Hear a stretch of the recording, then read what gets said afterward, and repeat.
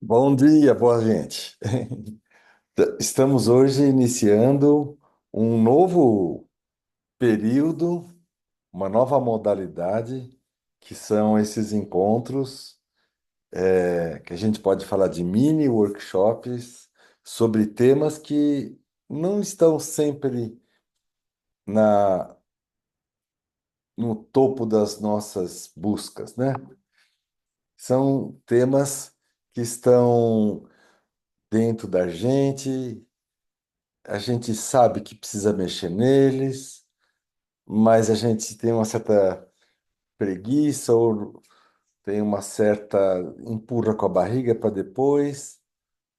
E, e um deles é isso. Vamos olhar fundo na nossa economia, vamos olhar fundo e ver como que essa nossa economia está conectada com essa grande economia global. Vamos ver que atitudes que a gente pode tomar no nosso nível pessoal, pode nos levar a nos abrir para essa grande economia global. Às vezes a gente pensa, e é bem uma coisa bem comum na nossa vida, a gente achar que o problema da gente fica só com a gente. Isso é um resquício de quando a gente é criança e às vezes vê a mãe chorando ou vê os pais se desentendendo e a criança fala, deve ter sido alguma coisa que eu fiz. Então, o movimento infantil é se colocar aonde não foi chamado. E o movimento adulto é a gente primeiro sair da onde a gente não foi chamado e poder entrar onde a gente sente o chamado. E todos nós sentimos esse chamado a uma vida de plenitude, a uma vida plena em muitos sentidos.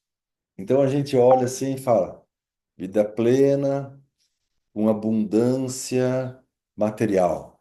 E fala, é verdade. A gente olha para o outro lado e fala: vida plena, com abundância de amigos e de pessoas queridas, abundância amorosa. E aí a gente vira para o outro lado e fala vida plena, de saúde, de energia vital, das minhas capacidades físicas. E a gente acha que está tudo separado. E a gente não vê que uma coisa intrinsecamente está ligada com a outra. Que não dá para a gente fazer uma meia sola numa área e achar que vai resolver. A gente precisa ter uma energia, uma inteligência que olhe para o conjunto, olhe para o todo desses elementos.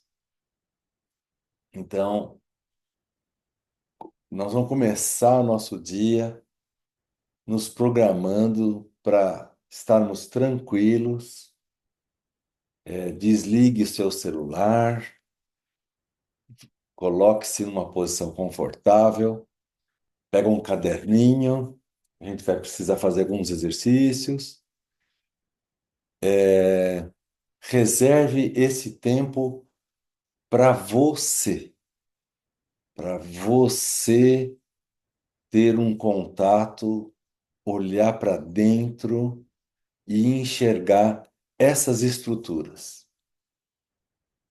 Existe uma estrutura que a gente pode falar, a estrutura do meu trabalho. E é engraçado que a gente vê que essa estrutura do trabalho, ela tem algumas características. Ela tem uma característica que é boas iniciativas, manter os movimentos que trazem bons resultados e absorver esses resultados, tendo um momento de compreensão do ciclo que a gente faz. Eu trabalho, eu começo a ter resultados, eu trabalho com parceiros, começo a ter resultados, e aí me eu tomo esses resultados, eu tomo posse desses resultados. E então, com esse ciclo fechado, eu passo de novo a iniciativa, buscar as pessoas, os parceiros, e aí colher os resultados. Se você olhar esse triângulo, ele vai estar presente também quando a gente fala, vamos falar da nossa saúde, ou vamos falar da vida amorosa. Na vida amorosa, eu preciso tomar iniciativas. E não falo só a amorosa do casal, mas a amorosa de todos os amores das pessoas queridas. A gente se descobrir que a gente é para os outros, que a gente gosta daquelas pessoas. Você vai tomar algumas atitudes. Você vai, então, fazer funcionar essas parcerias. E você vai ter que ter um certo momento que você para e vai colher os resultados. E aí você vai falar, puxa vida, que bacana. A mesma coisa é no corpo, no físico. Para cuidar do físico, para trazer saúde e energia vital para esse corpo, a gente vai ter que tomar algumas atitudes. A gente também vai ter que criar certos hábitos e parcerias. E também, algum determinado momento, a gente vai colher os resultados. Então, vocês percebem que a gente olha para essa estrutura e vê que ela está em diversos lugares. E essa estrutura é a base para a gente entrar em contato com essa das grandes riquezas, vamos dizer assim. E para começar essa viagem pelas grandes riquezas, eu vou compartilhar uma tela e apresentar para vocês um amigo. Mas não é o Tony que está presente. Então vamos compartilhar a tela. Isso. Veja se ficar bacana essa tela. Todo mundo consegue ver? Apresentar, iniciar a apresentação. Tá bonitinho? Eu vou começar. Daqui a pouco a gente vai ter algumas dinâmicas, aí todo mundo pode falar. Aí a gente se apresenta. Assim dá tempo de quem chegar um pouquinho mais tarde também sentir que está dentro do nosso barco, né? Simetria sistêmica da economia global e da economia pessoal. O que é uma simetria, senão um espelhamento? O que a minha economia pessoal pode espelhar a economia global? E o que a economia global pode espelhar na minha economia pessoal? Às vezes a gente acha que está tudo desconectado. E eu vou caminhando nessa conversa com você, te mostrar como nós somos pura simetria. Simetria que quer dizer que o que a gente está vendo fora é um espelho do que acontece dentro. Simetria quer dizer que tudo que acontece comigo nesse momento está sincronizadamente na hora certa para acontecer nesse momento. Então, existe uma simetria do espaço, uma simetria do tempo e uma simetria do espaço-tempo. Existe uma simetria da energia. E é bem interessante como que no universo funciona a transferência de energia. A transferência de matéria é com o caminhão, né? A gente põe aqui a mudança e o caminhão leva até o lugar, aí desce lá. Mas a transmissão de energia se dá por vibração. Uma corda de violão que está afinada em Mi, quando ela é tocada, ela faz vibrar as outras cordas Mi. Ela começa a vibrar. Então, quando a gente está entrando nesse mundo, que a gente vai dizer sistêmico, o mundo das simetrias, a gente está tomando o convite pelo Bert Hellinger, que convidou a gente a olhar para as simetrias ocultas. Quando a gente está entrando nesse mundo, a gente vai entrando, vai percebendo como que essas simetrias mostram que se a gente não estiver no lugar certo, na hora certa, a gente não vai vibrar. Então, nos colocar em condição para essa simetria é, como dizer, o primeiro passo. Então, quero apresentar para vocês esse amigo que é o Dante Alighieri. Eu gosto dessa fotografia do Dantinho.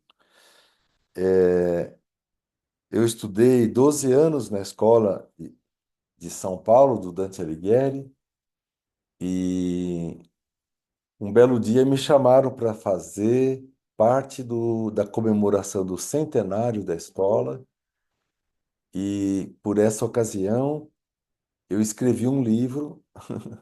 Na verdade, eu fiz uma tradução livre do livro A Última Aula de Dante Alighieri.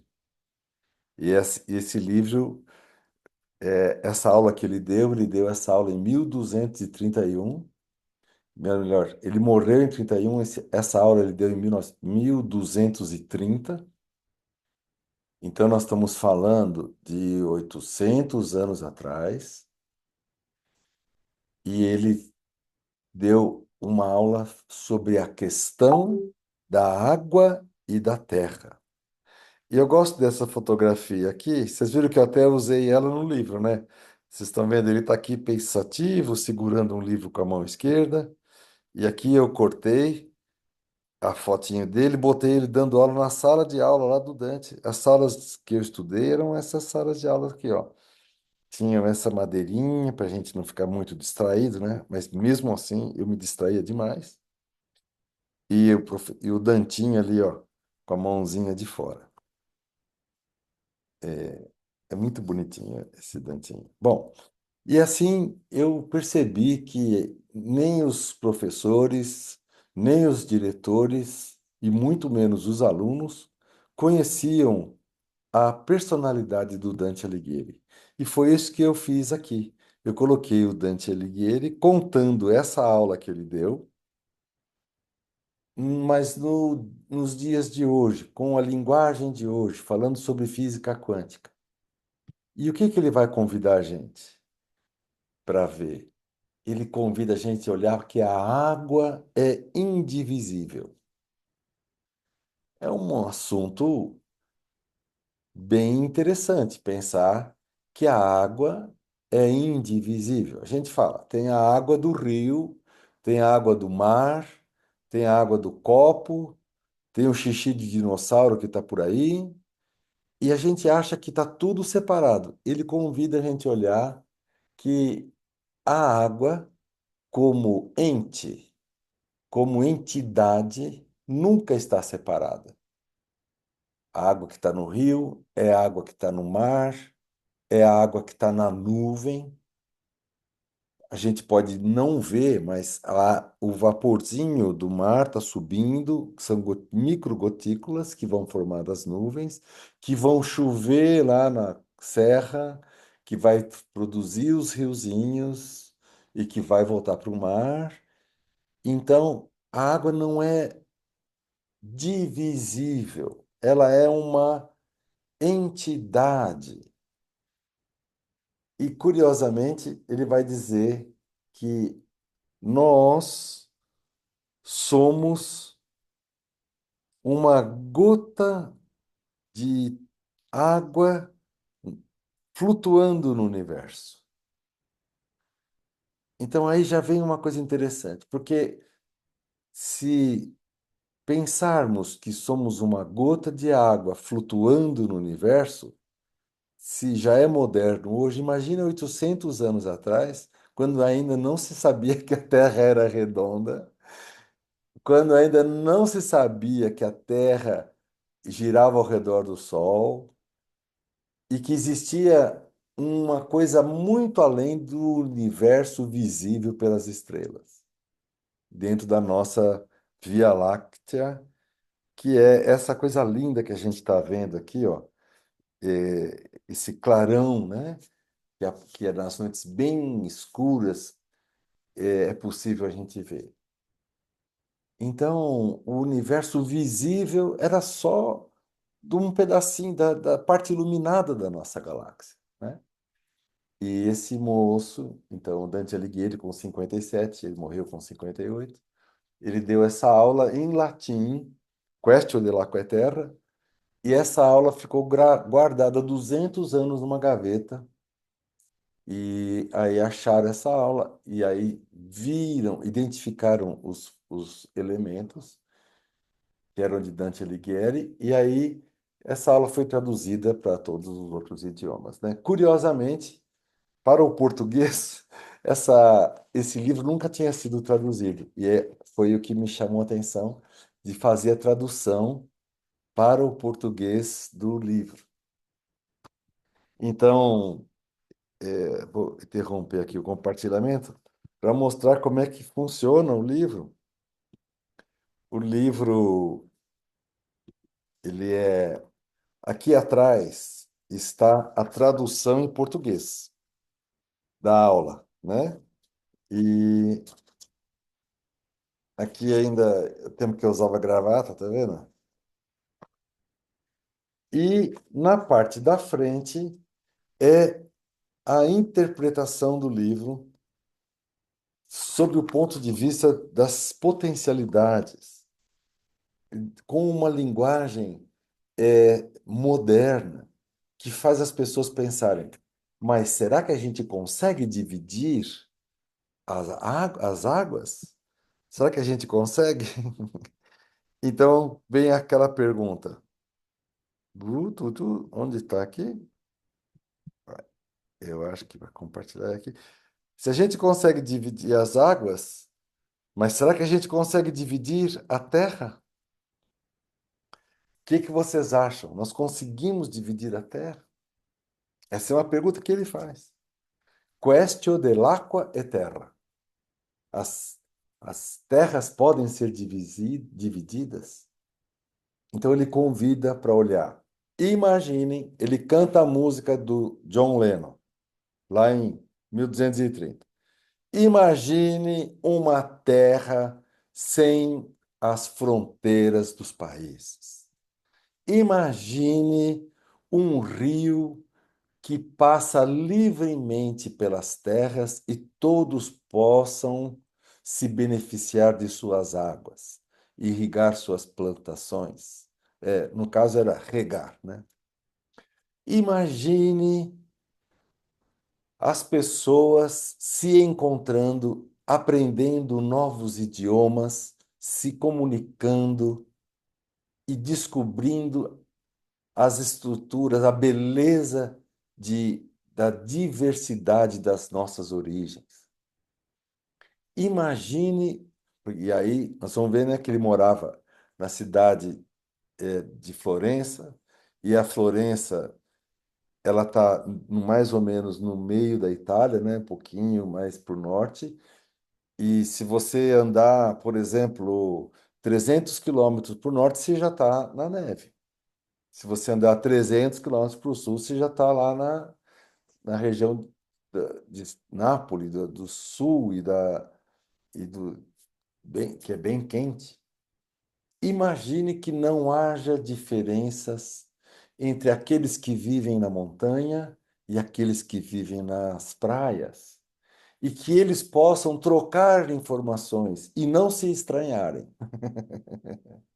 né? Porque você imagina, a primeira coisa que a gente faz quando vê algo diferente é estranhar. Agora imagine que mais do que estranhar, é possível a gente aprender com as diversidades.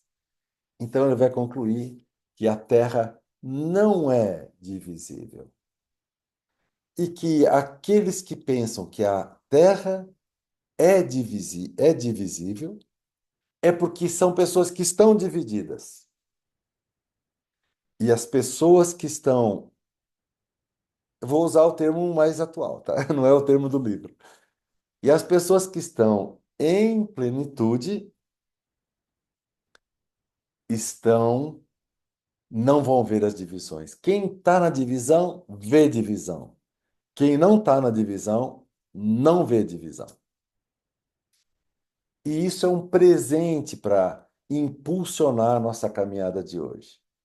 Se você olha o mundo como dividido entre ricos e pobres, entre poderosos e vassalos, todas as divisões que estão na sua observação, na verdade, estão também na sua projeção. Então, eu convido você a ter um olhar sistêmico, como se a gente fosse bem amigo do Bert Hellinger e ele convidasse a gente para olhar até que ponto podemos mudar o destino. Eu sei que quando a gente vê nosso amigo Toshi foi na África fazer 2 anos atrás um monte de aquedutos lá para irrigar umas cidades que não tinham água, e com isso aquela população vai aumentar a idade média, vai viver com mais saúde, vai morrer menos. Então, vale a pena mudar o destino daquelas pessoas que morriam antes com 36 anos e agora, quando tem água, vão durar mais tempo. Nós estamos mudando o destino. Então, aí vem a observação, que o destino do indivíduo não é separado do destino da humanidade. Isso também vai levar a uma nova simetria.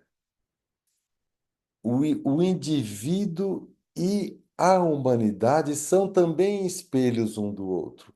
E o que está escrito na humanidade, que é viva uma vida longa, alegre, abundante, essa informação também pertence ao indivíduo. Então, mexer no destino é uma coisa. Veja o Bert Hellinger falando. O destino comum de toda a humanidade é uma vida boa, longa, produtiva, e a gente acrescenta alegre. Então, para esse destino comum, é que ele é a nota Mi que está tocando, pom, e que faz vibrar o Mi que está dentro da gente. Caminhar para essa vida ampla de plenitude. Então, o, encontrando esse presente do Dante Alighieri, e curiosamente nós temos algumas coisas interessantes. Quando eu escrevi esse livro, eu estava com a idade dele. Quando eu fiz, ele tinha 3 filhos, um menino e 2 meninas. Também eu tenho um menino e 2 meninas. Então, eu percebi assim que a vibração do Dante fez bastante eco, ressonância em mim. E aí me tornei um amigo dele. Eu li todos os livros dele, entendi o que é o Inferno de Dante, que ele botou lá todo mundo, que ele foi julgado inocentemente à morte, né? Ele teve que viver uma vida fugitiva para não ser morto, né? E ele viveu fugido E aí ele parou numa abadia e o abade deu lápis e papel para ele e ele escreveu a Divina Comédia, né? Ele escreveu só a comédia divina, que foi por conta do abade. E ele colocou no inferno todos os inimigos, botou no céu todos os amigos e os mais ou menos criou no purgatório. E aí dessa interpretação, ele saiu do inferno. Ele saiu também do paraíso. E escrever foi para ele um ato de libertar-se, que é o que a gente também convida as pessoas. E eu adoro convidar pessoas a escreverem. Eu faço ateliê de escrita e de escuta, que são ligados, né? E é um grande processo de cura.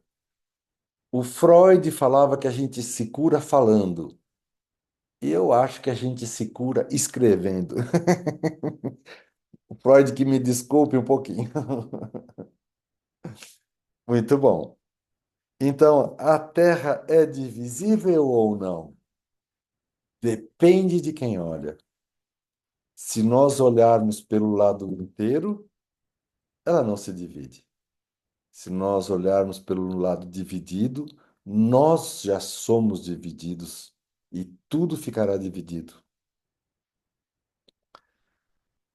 O termo flutuando também é usado pelo David Bohm, que é um querido amigo, que eu tive a chance de estudar com ele, né? Eu deixei aqui a página aberta. Deixa eu interromper o compartilhamento de novo. O David Bohm, ele. Nós estamos aqui numa fotinho, olha que bonitinho. Está no livro Imensa Vida, que é o livro que deu origem a Alfa, Beta, Gama, ao Instituto Imensa Vida, o curso de constelações. E eu estudei física com o professor David Bohm, e bonitinho, ele, quando perguntava, professor, o que que o senhor tá faz... o que que o senhor faz quando não faz nada? Era umas perguntas bem legais. Inclusive, eu tinha uma colega que sentava do meu lado, ela tinha 80 anos. E ela falava assim: dizem que a vida começa aos 40. Não, não, a vida começa aos 80.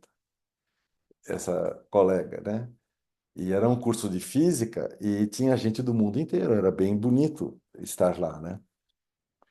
E ele falou assim: quando eu não faço nada, eu me imagino floating in the undivided holiness.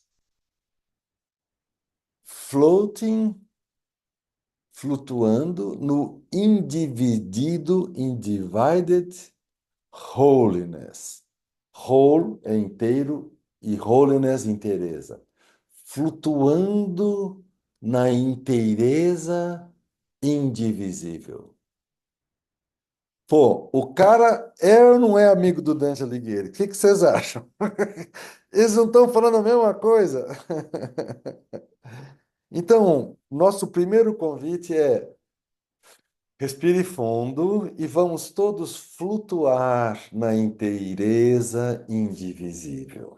Flutuar no inteiro indivisível. Você sabe que o nosso planetinha, ele parece que está parado, mas ele está numa super velocidade. Ele está sendo lançado nesse braço, que é o braço de Escorpião, da galáxia Via Láctea. Ele está numa velocidade imensa. É que a gente está tão pequenininho e tão dentro aqui que a gravidade ilude a gente como se tivesse tudo parado. Mas não tão parado. O nosso planeta está flutuando nesse inteiro indivisível. Ao nosso redor está flutuando a Lua. A Lua está girando ao redor da Terra. Nosso sistema autônomo, nervoso autônomo, ele sabe perfeitamente onde está a Lua. Nós não sabemos.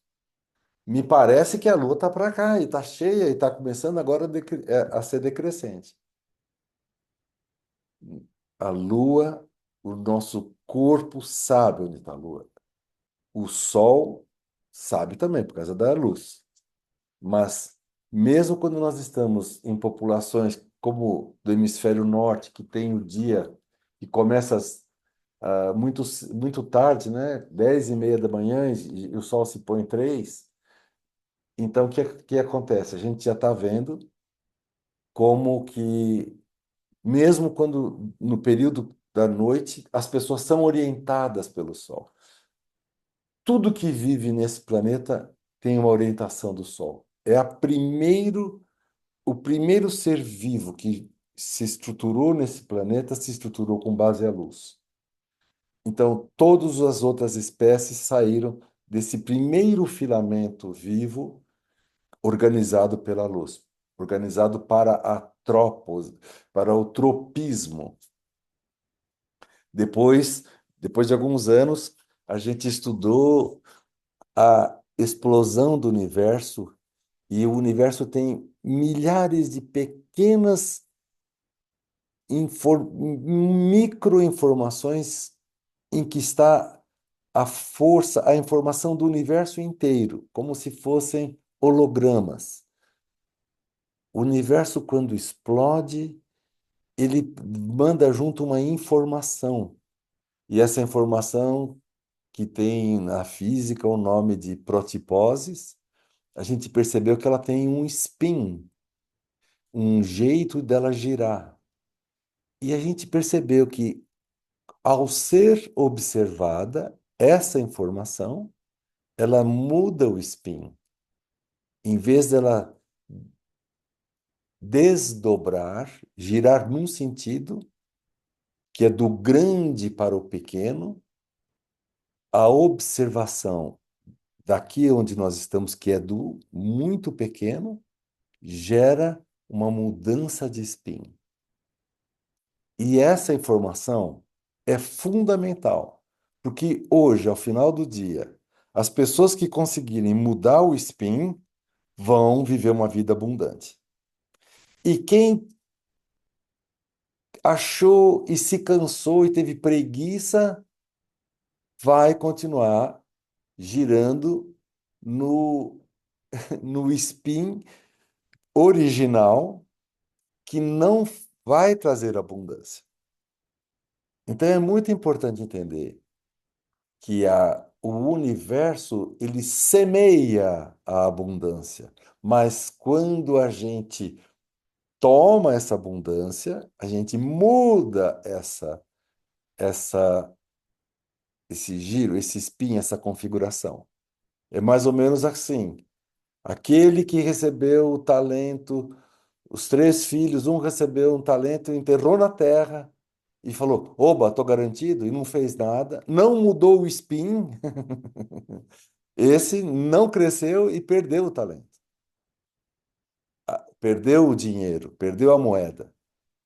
Aquele que pegou e se arriscou e fez e deu a cara para bater, esse cresceu e ainda recebeu de presente o dos irmãos, os talentos daqueles que ficaram parados. Então, nós estamos vendo que não exige uma atitude. Filosoficamente, essa atitude é mudar o spin. A gente recebe uma na família um spin e nós temos que inverter. A gente recebe do universo um spin e a nossa espécie tem que inverter. Mas a gente já vai chegar já no que é essa inversão. Vamos compartilhar? Então, vamos compartilhar. Vocês estão vendo? Vocês estão muito quietos. Como dividir o intangível? Como dividir o intangível? Eu gosto de explicar a diferença de valor e preço. Às vezes até as pessoas perguntam para mim, quanto que você cobra a constelação? Qual é o preço? Eu falo, não tem preço. Tem valor, mas não tem preço. Preço significa uma medida e valor é imensurável. Preço significa o que eu posso, sobre uma estrutura sobre a qual eu tenho poder. O poder de comprar e o poder de não comprar. Mas eu tenho poder, ou controle. Eu me lembrei daquele a propaganda do Dauphine. Como é que era? Renault Dauphine. 40 cavalos de motor. O motor tinha 40 cavalos. Você pisa, ele responde na hora. Sabe o que que ele respondia? Não vou, não vou, não vou. Não adianta que eu não vou. Com 40 cavalos. Você pisa, ele responde na hora. Então, isso é preço, uma estrutura de poder. Vou e não vou. Mas valor não é estrutura de poder. Ai, ai, ai. Qual é a estrutura do valor? A estrutura do valor é a vida. Isso leva a gente a pensar: o preço, então, não é o oposto do que é vivo? O que é morto? Uma árvore viva, ela não tem preço, ela tem valor. Quer saber o valor da árvore?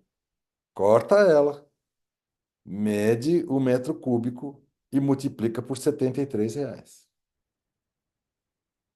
Então, o que tem preço é o que é morto, e o que é vivo tem vida, tem outra estrutura.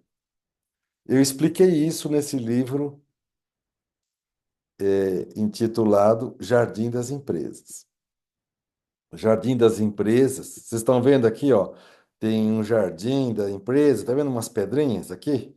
No Japão, eles têm o costume de ir na natureza, colocar bússola em cima de uma pedra, ver para onde ela está orientada, se ela está inclinada e ver a inclinação dela. Aí eles embrulham a pedra, tiram ela da natureza e trazem para um jardim e recolocam ela exatamente na mesma posição que ela estava na natureza. Isso é o jardim japonês. As empresas fazem algo parecido, porque elas pegam a gente com uma orientação, com uma inclinação dentro das famílias e nos levam para o jardim das empresas, onde nós somos colocados para atuar a partir da nossa inclinação individual, seja uma inclinação de liderança, seja uma inclinação de formar time, ou seja uma inclinação de pensamento técnico. O que, em outras palavras, é uma inclinação alfa de primeiros e quartos filhos, uma, uma inclinação beta para trabalhar a equipe segundos e quintos, e uma inclinação técnica de terceiros e sextos. Então, esse foi o primeiro livro anterior ao Imensa Vida que falava de alfa, beta, gama para as empresas. E, agora vamos ver aqui. Da, é, o alfa, beta, gama, muito bom.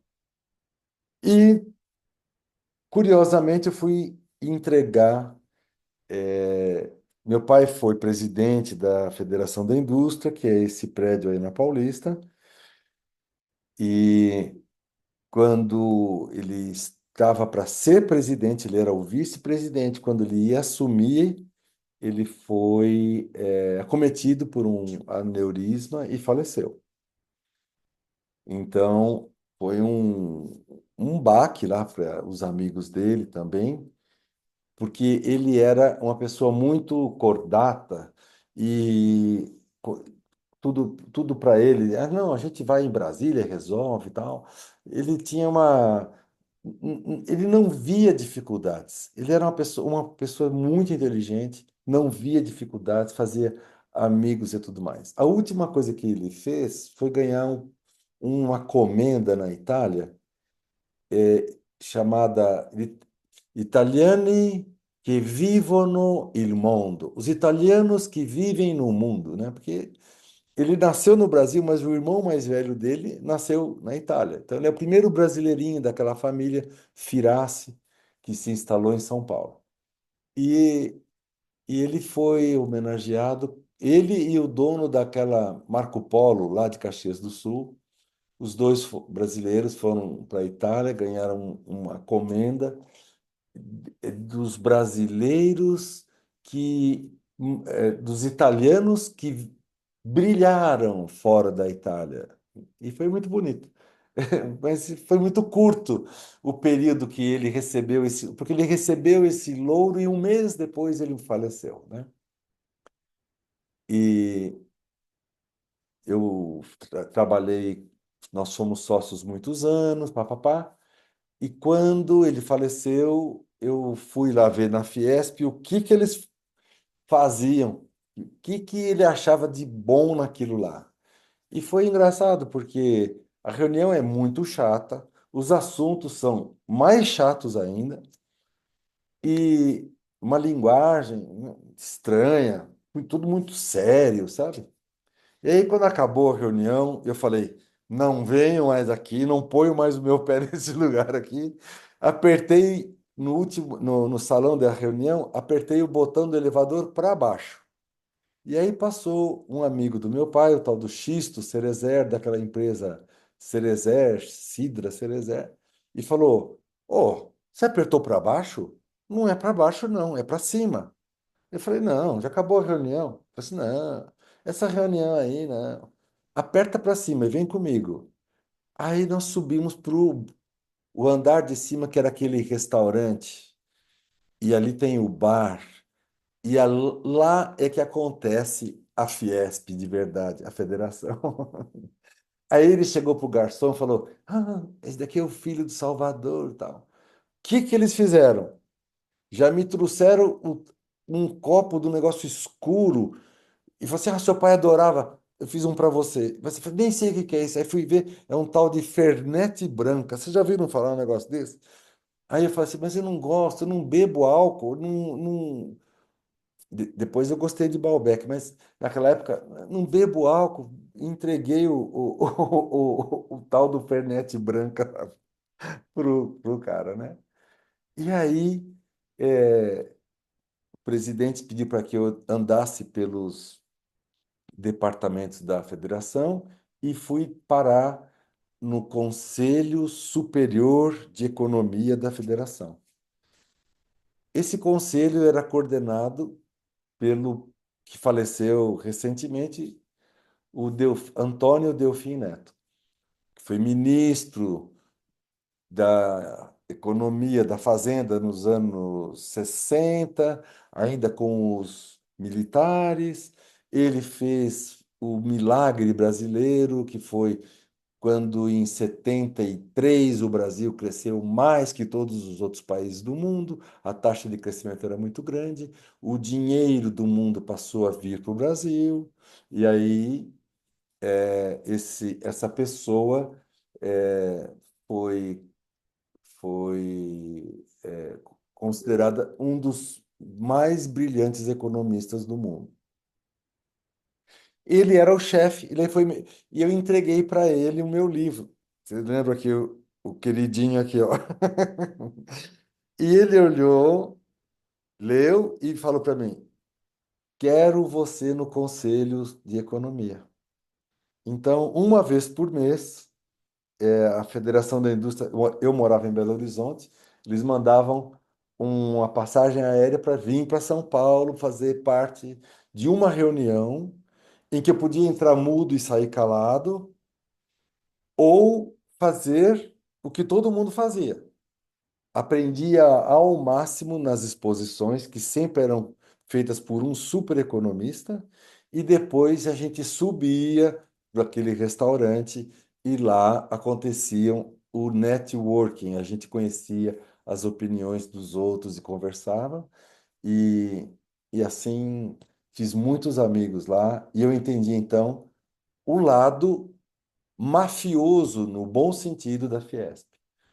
A Fiesp são, é, essas agremiações são coordenadas por pessoas que têm diferentes áreas de atuação, mas têm a mesma atitude, que é uma atitude desenvolvida naquele ambiente, que é esse daí desse prédio. Então, em- assimetria econômica. No mundo, faltam ou sobram recursos? Hum, os que estão presentes, já vou interromper o compartilhamento, vou colocar para aparecer todos. E quero saber, quantos de vocês acham que faltam recursos no mundo ou sobram recursos no mundo? Os que acham que faltam recursos, passa dedão para baixo. E os que falam que sobra recurso no mundo, dedão para cima. O que vocês acham? Dois dedão. Muito bom, muito bom. O mundo não sabe o que fazer com tanto dinheiro e por isso que eles têm que segurar para esse dinheiro ficar valorizado e então ser procurado e tampar a escassez. Porque para um país crescer, são necessários três elementos. Precisa ter ideia, precisa ter recurso e precisa ter gente. Ideias, recursos e gente. Agora eu pergunto, por que que um projeto dá certo no Brasil e não dá certo na Suécia? Na Suécia, talvez a gente que está lá na Suécia tenha um perfil diferente da gente que está aqui no Brasil. E a cultura, então, fica pesando nessa balança. Então, não é só três elementos. É iniciativa, é recurso, é gente e é cultura. E a cultura de um sueco é diferente da cultura. Uma pessoa que tem uma sociedade que já está estruturada, em que todo mundo ganha muito e que todo mundo vive dos serviços. Serviços é quando você oferece algo seu. Que nem, por exemplo, eu sou um terapeuta, então eu trabalho nos serviços. Se eu sou um fabricante, um industriário, tenho uma fábrica de uma maquininha que fabrica uma determinada coisa, eu sou do setor primário, que é o que produz. Depois tem o setor secundário, que é o que comercializa. E depois tem o terciário, que é os serviços. Uma parte do secundário, quer dizer, a comercialização também é um serviço. Mas a comercialização também é uma maneira industrial de colocar os produtos para fora. Então, nós somos um país que tem um índice de renda per capita muito mais baixo do que um país rico. Somos um país que tem uma cultura mais pela escassez do que uma cultura do sueco. Uma propaganda. Olha esse carro, ele é um carro, um comentário, né, que nós temos na nossa cultura. O carro importado. Para um sueco, um carro importado é um carro normal, porque o carro que eles fazem lá, que é o Volvo, vocês já sabem, é considerado o carro mais seguro. Então, um carro importado pode ser um carro mais inseguro. Vocês compreendem como a cultura determina? E a gente teve, alguns anos atrás, um presidente que mandou fabricar de volta o Volkswagen, o Fusquinha, para ser uma solução baratinha para o povo, né? Volkswagen, né? O Wagen do Volks, que é o carro do povo.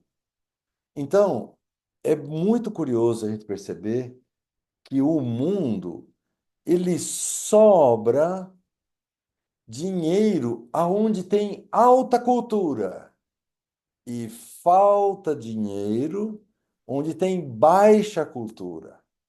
Vocês estão percebendo aonde está a equação? Aonde tem baixa cultura, existe educação mais baixa, troca de recursos mais baixa. Eu tenho que aceitar é, o nível de aceitação mais alto do que acontece e eu não me sinto dono do destino social. Uma das sensações é que eu posso votar em quem eu quiser, que eu não mudo a máquina. Essa sensação é de um povo com essa cultura. Um povo que tem outra cultura fala: nós votamos em quem faz o que a gente acha que é o melhor. Por quê? Porque aqui na nossa cultura pequena existe o eu voto.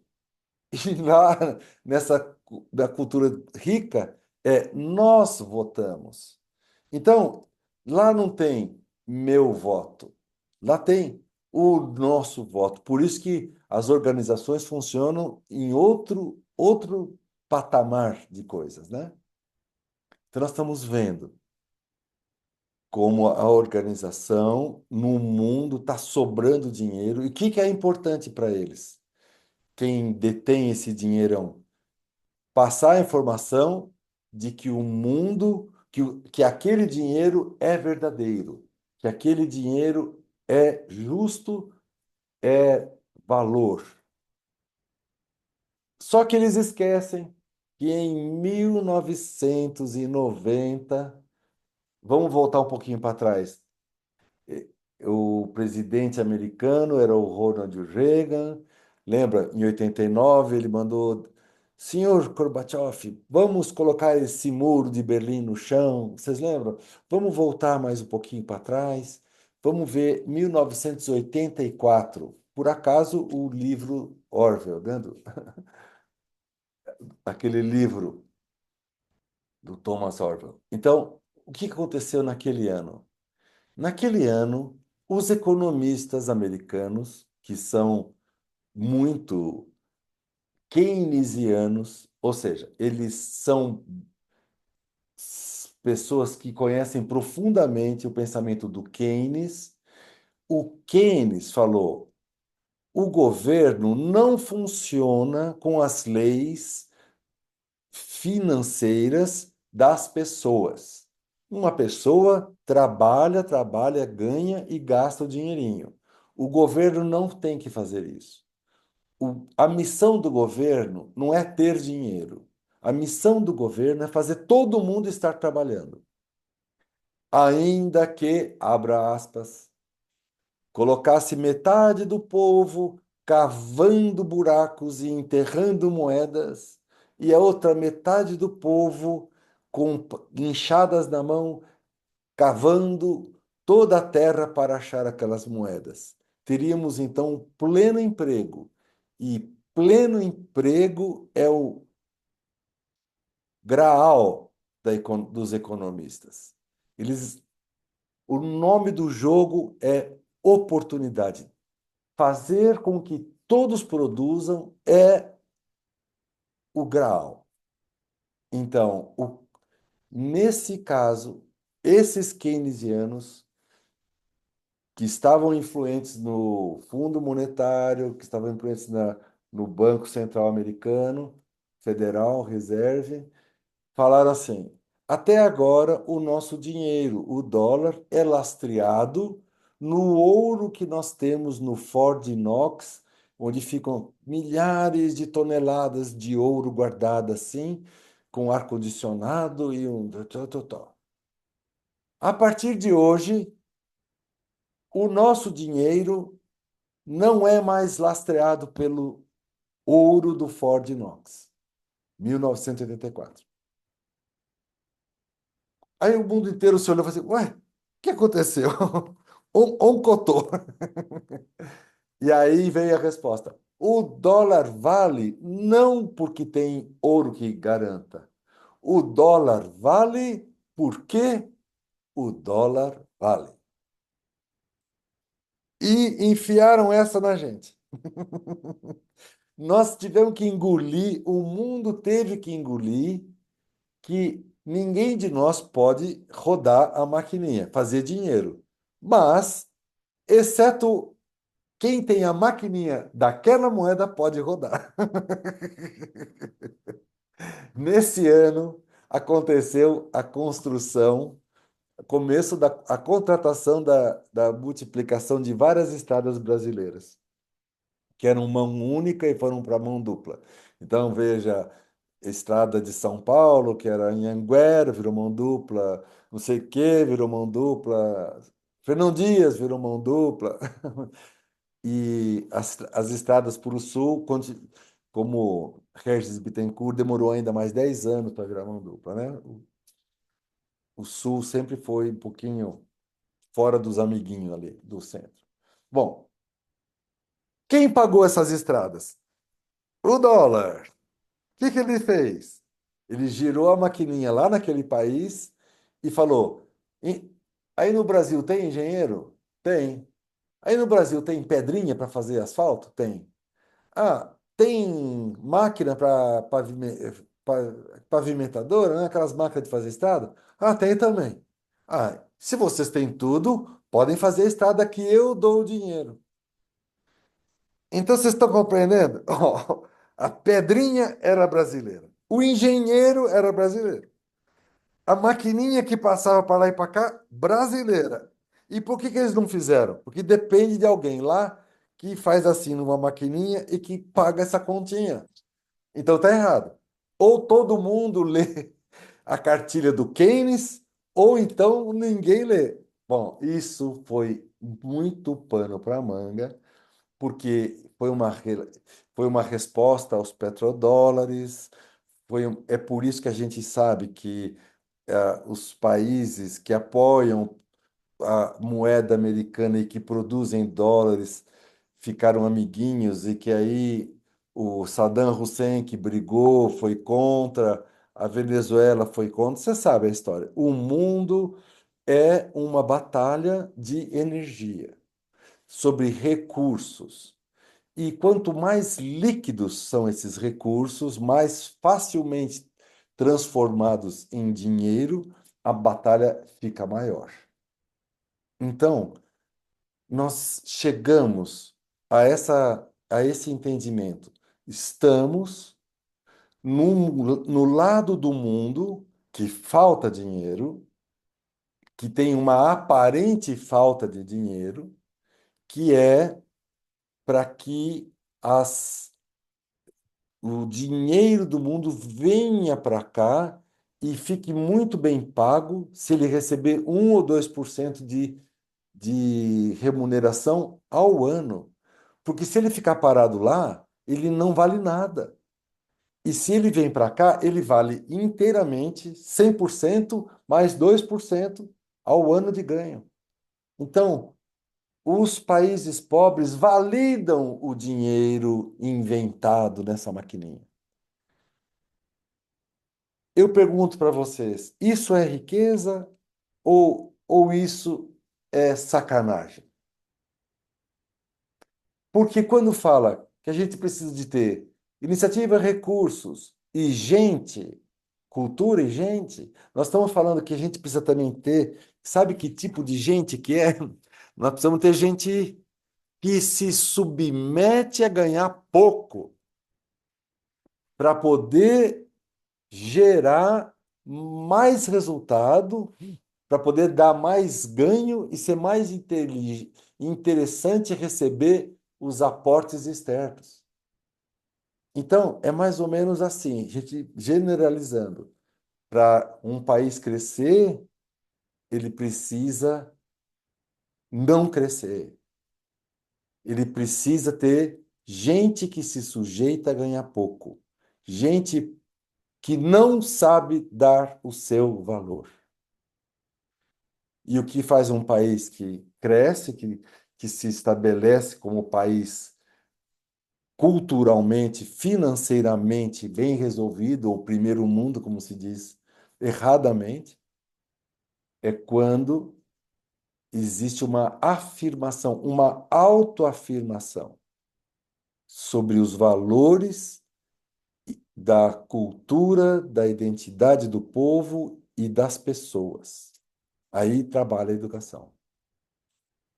Então, nós estamos vendo que para construir uma identidade onde a gente vibre a riqueza planetária dentro do nosso bolso e o nosso bolso seja espelho dessa riqueza planetária, nós temos que entender que entre a riqueza do planeta e a riqueza do meu bolso existe a sacanagem da riqueza das nações,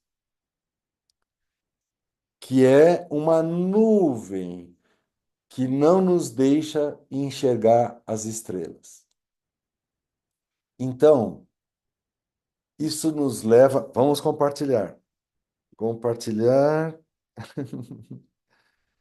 Já nem lembro como é que compartilha. Ah, é aqui. Compartilhar. No mundo faltam ou sobram recursos? Como é que a gente vai então fazer essa estrutura? É mais ou menos como assumindo uma estrela de Davi na nossa atitude financeira. Estrela de Davi são dois triângulos, um virado para cima, um virado para baixo. Do céu vêm as riquezas, a base lá em cima e vai descer um triângulo para baixo. E dessas riquezas vem até aqui no meu bolso, no meu lugar. Então eu vejo esse triângulo, um triângulo invertido, onde a base está lá no céu e essa base vem e chega até esse pontinho onde é o meu lugar. Eu sei que nós somos um planetinha pequeno, que nós somos uns seres pequenininhos num planetinha bem pequeno, e o nosso lugar no universo é muito, muito, muito pequeno. Porém, nós existimos. Nós somos um ponto no universo. Não importa que é pequeno, médio ou grande, nós somos um ponto. Na linguagem do Bert, nós pertencemos. Então, eu posso trazer essa linha, essa base do triângulo, eu posso puxar e trazer até o meu lugar, o triângulo invertido. Só que isso não nos faz ricos. Isso nos faz herdeiros, os que recebem do céu. Mas, assim como o mocinho do talento que não fez nada, pode ser que a gente perca esse nosso espacinho se a gente não fizer a nossa parte. Então, o que que é a nossa parte? É você respirar e do seu coração abrir uma linha horizontal enorme em que inclua as pessoas ou como colaboradores, colegas, pessoas que vão participar da mesma verdade. Por exemplo, eu faço essa terapia porque é boa. Eu ensino essa terapia porque eu vejo o resultado. Meus filhos, quando precisam, quando têm problemas, eu também recomendo que eles façam essa terapia. E eu vejo como que a sistêmica produz resultados de saída das dores. Eu vejo isso todos os dias que eu trabalho. E como eu trabalho todos os dias. Então, eu abro uma linha que sai do meu coração e coloca as pessoas que eu amo, os meus queridos, as pessoas com quem eu trabalho, que são meus queridos, as pessoas com quem chega esse trabalho, e é uma linha. E essa linha, se você imaginar muito grande, dessa linha sai um ponto e que vai subindo, subindo, subindo e cruza a base da linha do universo e faz o triângulo de baixo para cima. Então nós fazemos o macrocosmo se refletindo no micro e o microcosmos se refletindo no macro, como a estrela de Davi. E isso leva a gente a entender. Ja, um was geht es hier? Vocês estão ¿Y de qué se escutando? trata aquí? Um Erfolg, Eu preciso saber se está chegando o som. Dá para saber? Está chegando? Sim? Oba. Se trata del éxito im Leben en la vida O êxito na vida und um Erfolg im Glück. Ja? y del éxito en la felicidad. e o êxito na felicidade. Als ich dazugehört habe, wie er gespielt hat, ja, Mientras escuchaba cómo él tocaba el instrumento, Tinha um moço tocando uma arpinha lá. das war Erfolg. eso era éxito. Quando o moço estava tocando o seu instrumento, era exitoso. Und wir konnten auch sehen, was die Bedingungen für den Erfolg sind. Ne? Y también pudimos ver cuáles son las condiciones para el éxito. Also erstens muss man was können. Ne? En primer lugar, uno tiene que saber algo. Das war großes Können. Esto era un gran conocimiento. Então, para ter êxito é preciso saber algo. É como se dissesse, é capacitar para esse trabalho. Que no caso ali, ele estava usando a metáfora do músico que tocou a música. Zweitens braucht es für manches auch eine Begabung. En segundo lugar, para algunas cosas también se necesita un talento. Und konnte der denken, als er gespielt hat? ¿Y podía él pensar mientras tocaba? Aí ele faz uma brincadeira. Será que enquanto ele estava tocando, ele estava pensando em alguma coisa? Kann jemand so schnell denken? ¿Es posible para alguien pensar con tanta rapidez? Nein. No.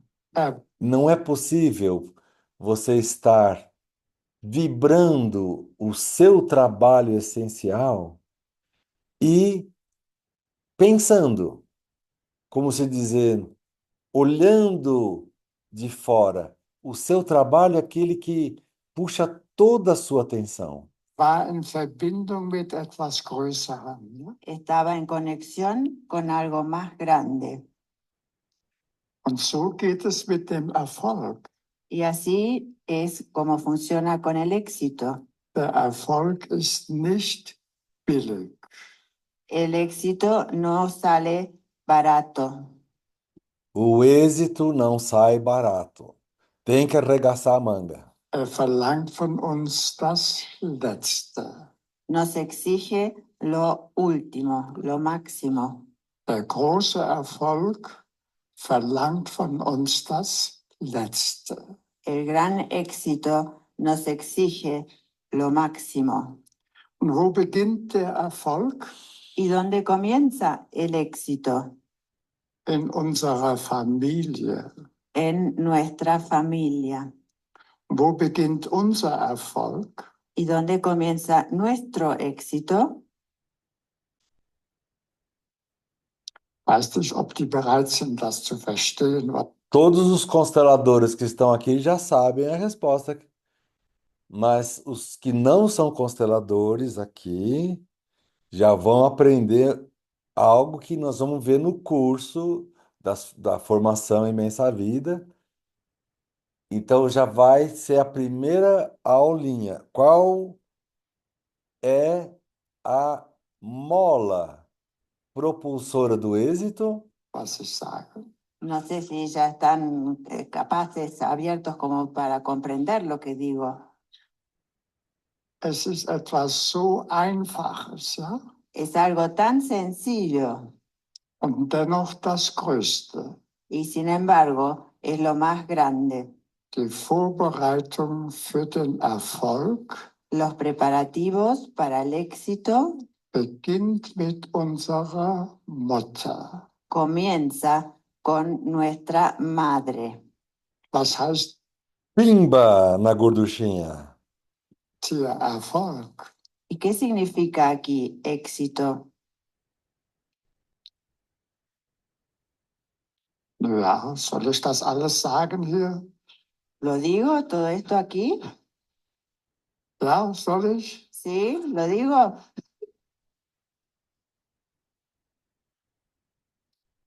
Also, Entonces, etwas zum Überlegen zuerst, ja? primero algo para reflexionar. Wenn ihr an eure Mutter denkt, ja? Si ustedes piensan en su madre, Wie viele Bilder habt ihr von eurer Mutter? ¿cuántas imágenes tienen de la madre de ustedes? Wie viele Erinnerungen? ¿Cuántos recuerdos? Sind es mehr als 5? ¿Son más de 5? Ja, habt ihr mehr als 5? ¿Sí? ¿Tienen más de 5? Und welche Gefühle verbinden sich mit diesen inneren Bildern? ¿Y cuántas sensaciones están en conexión con esas imágenes? Mit den sogenannten Erinnerungen. Con los así llamados recuerdos. Also wenn ich durch die Straßen gehe, so, Yo cuando camino por las calles und sehe die Mütter mit ihren Kindern, y veo a las madres con sus hijos, ist doch unglaublich, es increíble wie die dauernd auf das Kind ausgerichtet sind. cómo están orientadas siempre hacia el hijo. Und das sind sie über viele Jahre, Y eso lo hacen durante muchos años. ganz für das Kind da. Están completamente presentes para el hijo. Und was erinnert das Kind später von der Mutter? ¿Y qué es lo que el hijo recuerda más adelante de la madre? 5 Bilder, 5 imágenes, meistens negative Bilder. en general imágenes negativas. Haben die Erfolg mit ihrer Mutter? ¿Tienen éxito con sus madres? Noch etwas, ja? Algo más. Also ich wollte hier ja was zeigen über den Erfolg auch im Beruf. Que figuraça, não, gente? Que figura. Que saudade, né? Quando ele vinha no Brasil, como eu era livreiro, eu ia vender meus livros no curso, eu entrava antes e com isso eu marcava lugar bem do lado dele, atrás dele. E era muito gostoso escutar o alemão dele tão claro, com rima. Era uma pessoa realmente um orgulho para a humanidade, a gente ter conhecido essa pessoa tão bacana, né? Tive chance de conhecer muita gente legal, muita gente legal. Bom, então o que que nós estamos vendo? Que do macro vai chegar para os pais. Sabe aquela estrela de Davi? Aquela estrela de Davi chega para a gente pelos pais. E é um estágio no meio do caminho que sai do cosmos para chegar na gente passa pelos pais. Se eu não tiver harmonizado com meus pais, a energia do universo não chega. Então, lição de casa, procure um terapeuta, vamos consertar, harmonizar pai e mãe. Mesmo quando a gente já harmonizou, é bom dar uma lustrada, chamar um terapeuta para dar uma lustrada no pai e na mãe. Porque para que aquele ponto, você, para trazer do universo para esse ponto do seu lugar brilhar, as suas, a sua relação com seus pais tem que estar brilhando. Então, harmonizar, levar a paz, sair dos conflitos. E essa é uma coisa bem interessante, como que o nosso corpo pode dizer se nós estamos em paz com nossos pais. Porque o nosso corpo vai demonstrar nos órgãos quais conflitos não resolvidos emocionalmente estão atuando no nosso corpo. Então, procurar um terapeuta, procurar um médico terapeuta, e se tiverem a chance de fazer um atendimento medipeuta com um médico e um terapeuta, e ver quais mensagens o seu corpo está dando para harmonizar, brilhar pai e mãe. Essas são as duas estrelinhas mais perto desse céu de estrelas do cosmos. Então, precisamos fazer a lição de casa. Isso é uma espécie de pré-requisito. É o triângulo para baixo.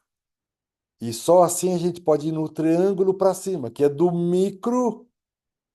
E aí nós vamos ter que falar dos filhos também. Porque o que vai dar movimento ao seu sistema é a relação que você tem com seus filhos. O como chega lá no universo a sua motivação, junto com todo mundo que você ama, que está todo mundo na horizontal aqui, a saída dessa linha na direção do ponto mais alto lá em cima vai ser pelos filhos.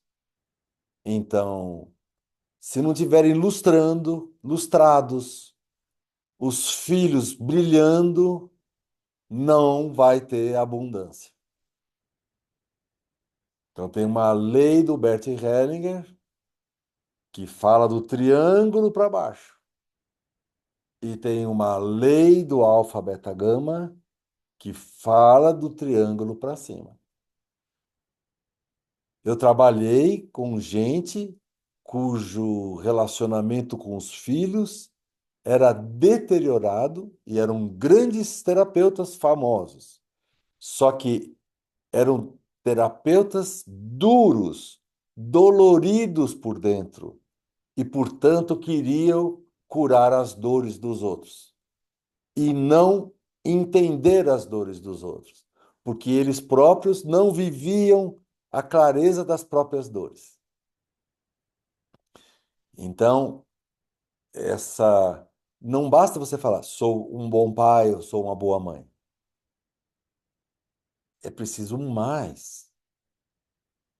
Pergunto, no próprio livro do Imensa Vida, tem assim, no final daquela oração, queridos pais e avós, papapá, chega no final e fala: se eu não colocar meus filhos na corrente da imensa vida, eu também não chego lá na frente. É como se falasse assim: tem um sistema atrás de mim que cuida para que eu não me perca. E eu faço parte do sistema que cuida para que esse ponto para frente também não se perca. Então, é lindo quando vejo amigos que têm netos. Até essa semana a gente jantou com a Juju e o Davi, netos do querido Tony, e é lindo ver que esses meninos vão ter filhos daqui a 30 anos, vão ter netos daqui a 60 anos. E todos esses vão se beneficiar dessa atitude sua de dar um lustro, fazer brilhar a estrela que saiu de você de volta para a origem, que são seus filhos.